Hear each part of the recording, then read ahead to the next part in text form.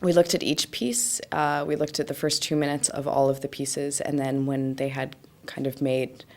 that first cut, then we went in and looked at them all in full length several times afterwards, and would discuss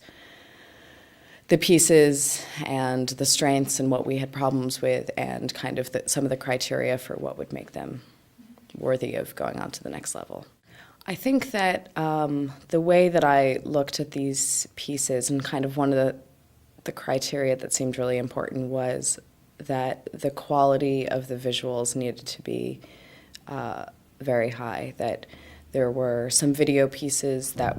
were fantastic and that had other elements of multimedia, but when you would finally get to a still, it just wasn't there. There were some pieces that had great still photography, and then when they incorporated video, the video just kind of didn't hold up to the compositional eye that you would have expected that photographer to have. And so I think that was the thing that I was really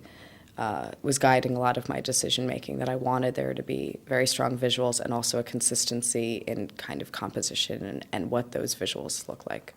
The winning pieces had a very strong visual sense. They had a really great way of kind of taking you through a narrative, and when it's not just stills and you start to work with sound and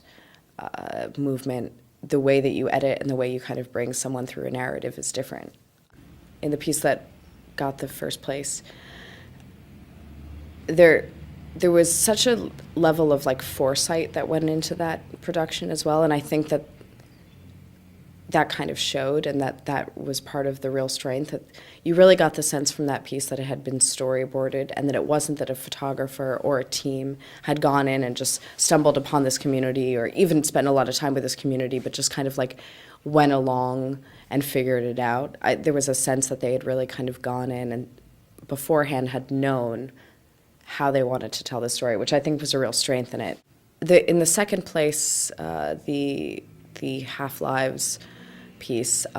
it was very controversial, and of course, like, it wouldn't have gotten to where it was without, some serious support from everyone. I mean, I think everyone had things that they found were strong about it. I happened to be in the camp that loved it. I mean, I think that, and I really fought for it, I think that it's beautifully done. I think that it is, the visual sense of it is fantastic, and I think it's very touching and very intimate, and looks at this issue in a very sensitive way, and also in a way, as with the first place piece, that's not overly moralistic, and